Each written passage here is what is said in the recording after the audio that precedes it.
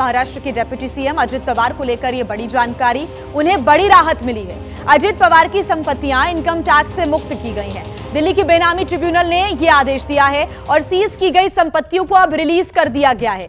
अक्टूबर 2021 में अजित पवार, उनके बेटे पार्थ पवार और पत्नी सुनेत्रा पवार की संपत्ति इनकम टैक्स ने सीज कर दी थी। सीज से भी राहत मिल गई है और कहीं ना कहीं एक बड़ी राहत अजित पवार को मिली तो विपक्ष को एक बड़ा मुद्दा भी अब मिल गया है। वैभव हमारे साथ जुड़े हुए हैं ज्यादा जानकारी के साथ। वैभव, महाराष्ट्र के डिप्टी सीएम अजित पवार को राहत तो मिली है बड़ी, लेकिन विपक्ष को एक मुद्दा भी मिला है और कहीं ना कहीं फिर से वही बातों का जिक्र होने लगा जो पिछले सालों में हमें देखने को मिली है। वही बातें इस वक्त स्वाभाविक रूप से विपक्ष उठा रहा है।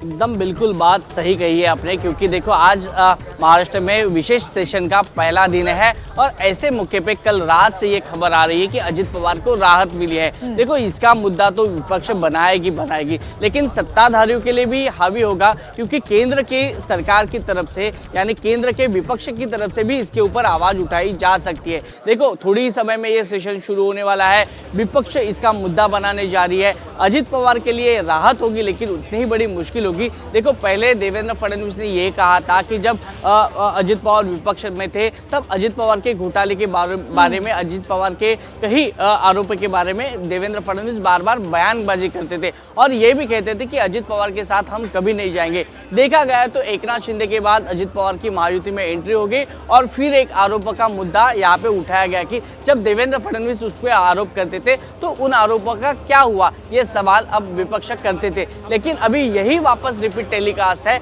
इस बार होने वाली है जब अजित पवार को राहत मिली है। देखो फिर एक बार अजित पवार ने कल परसों में एक शपथ ली है डिप्टी सीएम की, फिर शपथ लेने के बाद अजित पवार को राहत कैसे मिली, अभी भी ये सवाल बरकरार रहा है। और आने वाले दिनों में अगर महाराष्ट्र की भी बात नहीं है, दूसरे राज्यों से भी इस प्रकार के जो आरोप है विपक्ष लगातार उठाता रहा है और ये आरोप लगाता रहा है कि शायद बीजेपी के पास कोई वॉशिंग मशीन है जिसमें जाके हर करप्शन धुल जाता है। वैसी ही बातों का जिक्र महाराष्ट्र में विपक्ष भी एक बार फिर से करता हुआ नजर आएगा और सीधे तौर पर आपने ठीक कहा कि जो पक्ष है, जो सत्ता पक्ष है, वो असहज महसूस करेगा। क्या अभी तक कोई प्रतिक्रिया आई है इसको लेकर सत्ता पक्ष की तरफ से?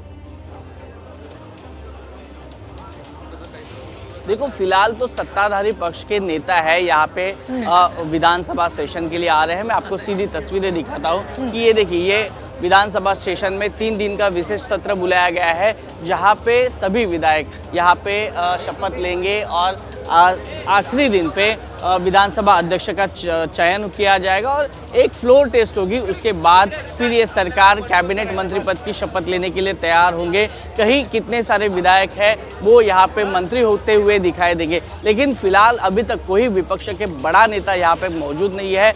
विपक्षों की संख्या कम होने की वजह से विपक्ष कुछ स्ट्रैटेजी करेगा, अलग से स्ट्रैटेजी करेगा। देखो ये विधानसभा क्षेत्र के स्टेयरकेस है, यहाँ पे आके वो यहाँ पे आंदोलन करने की भी संभावना है, लेकिन क्या उसमें अजित पवार का मुद्दा होगा या कहीं अलग मुद्दे होंगे, ये भी देखने पड़ेंगे। तो विपक्ष स्ट्रैटेजी के लिए अभी कुछ समय ले रहा है। विपक्ष की तरफ से अभी कोई बड़ा बयान यहाँ पे नहीं आ रहा है, तो देखना ये होगा कि विपक्ष की स्ट्रैटेजी क्या है और अजित पवार को घेरने में वो कामयाब होते हैं या नहीं होते। प्रतिक्रियाएं आती हैं वैभव, आप नजर बना के रखिएगा कि आपसे अपडेट हम लेंगे। फिलहाल शुक्रिया तमाम जानकारी।